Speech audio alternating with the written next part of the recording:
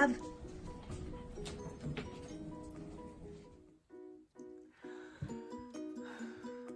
Welcome to Life in Love, episode 6, Conversation with Ayanna Coleman.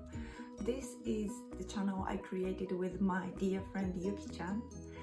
We realized that there are so many things, people, friends around us that are just so full of love, and we wanted to explore the state of being in love through conversation with them. And this is my first time doing it in English with Ayanna. Ayanna Coleman, she is the founder, owner of Shift, a business efficiency marketing consulting agency that she founded in America, where she met her beautiful, loving husband Johannes, and they together moved to Japan, lived here for 3 years, and then now they're in next phase of their life in Germany now. And this interview with Ayanna happened almost like a commemoration of our friendship that grew really strong during her time in Japan.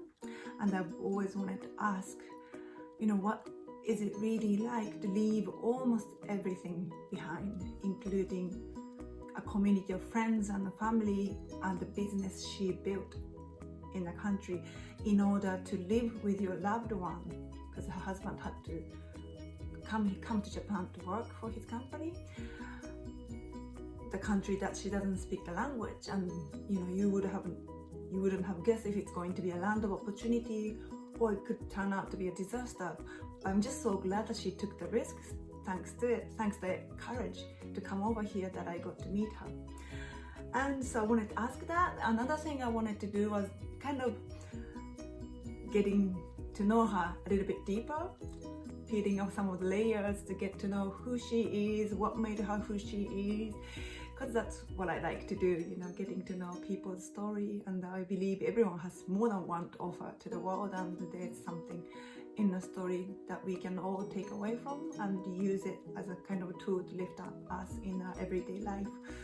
So I did that, and so during the conversation she really candidly went into her experience in Japan and told me at some point she almost lost her identity, which sounds daunting, but I think in a way what I took away from it was that losing identity can be a blessing in disguise, as long as you can come out of it as a more authentic and stronger version of yourself. And I think Ayanna just managed that beautifully, and that's something gave me that's something I can really resonate with as well. And I hope that if you get to listen to the end of this interview, you would take away something from it and use it as a tool when you are faced with risk-taking, decision-making, and just general hardships in your life. So without further ado, without me talking anymore, let's dive into the conversation. Roll the tape, and I hope you enjoy it. Thank you. The interesting thing about my and Johannes' journey is the fact that he moved from his country to be with me. So we met in Boston and fell in love, and I was just moving to New York a couple of months after. He was doing his master's degree, and he was in Boston just for a specific amount of time before he went back to finish up his master's in Germany. And so we met during that 8-month period where we were both in the same place at the same time, and our journeys were just starting, right?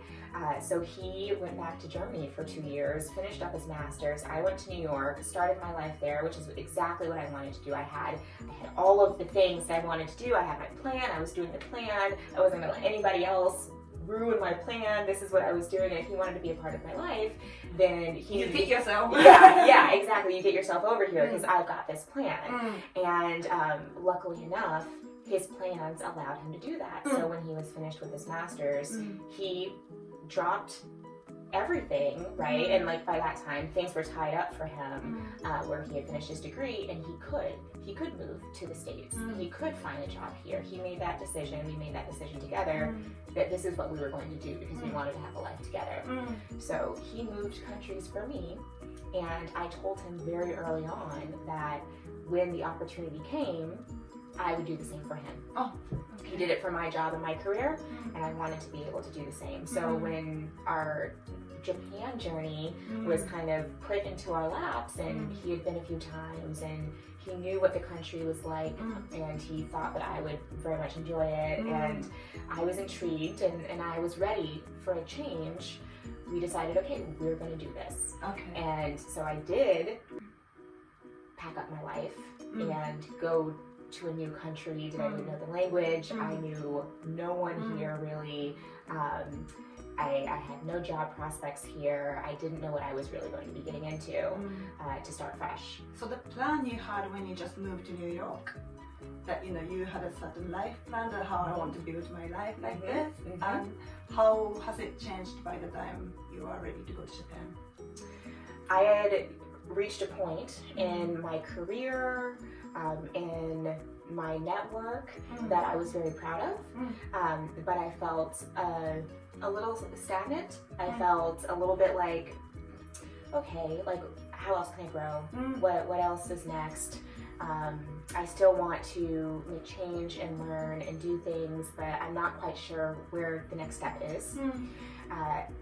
What can I do? And then we had this opportunity where my husband could grow.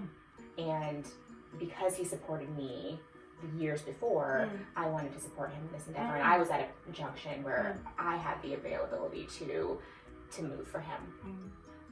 Did it come with lots of anxiety, having to start everything, build your career from zero in a country that you don't speak the language? Oh yes, at the beginning. At the beginning I was kind of like, what am I doing here? Who am I? I had this huge crisis of who is Ayanna? Because I'm no longer in the industry that since I was 10 years old, wanted to be in, and had put everything into getting into and learning and navigating, which was children's book publishing. And what do I do now that I'm in a country where I can't speak the language, I can't read the language, I can't be in publishing anymore? Who am I now that I don't have this beautiful network of people and connections that I built in the States, in New York? I don't have any of that now. What do I have to give? Where is my value? Where does my value lie?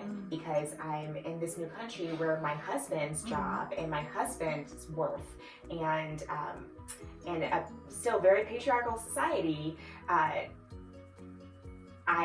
had no worth, it felt like. And so I had to, not only did I leave all of the comfort and the awareness and the feeling of value, but I came to a place where I was not seen, it felt as valuable.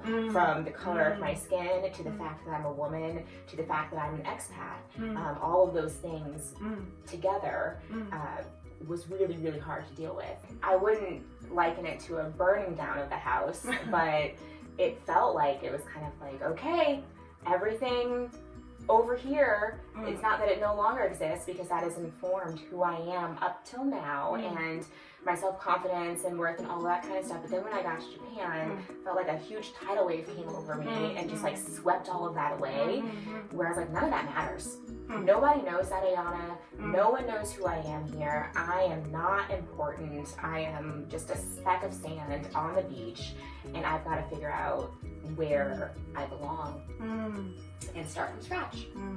Did you feel that liberating a little bit? Or was it just scary? No, it was liberating. It was liberating because I was like, oh, I can go any path, and I like a plan. I like a great. I mean, a plan is my friend, and so that was also creating a plan. Stick with it. Yes. So I had kind of a plan, and I had a couple of different directions. So it was really cool to be able to kind of feel those out, but at the same time, that's when the pressure comes in, because at one time you have to pick a direction and put something behind it and try and follow it and make it happen. And that's where the anxiety kind of comes in to see your plan come to fruition. And that was the hard part, I think. And then all the bumps along the way, all the learnings along the way that have now informed more of who I am, and I feel like a much more solid person. But during that journey, it was difficult. It was growing pains. Did you identify yourself with something different now into before coming to Japan? I think what I actually found was that my personal mission and purpose that I thought I always had, it was wrapped up in the industry, it was wrapped up in the jobs that I was doing, and now it's no different, but it's more connected to me and yes, and my soul and my path in life, not to the industry or the people around me or to the work that I'm producing.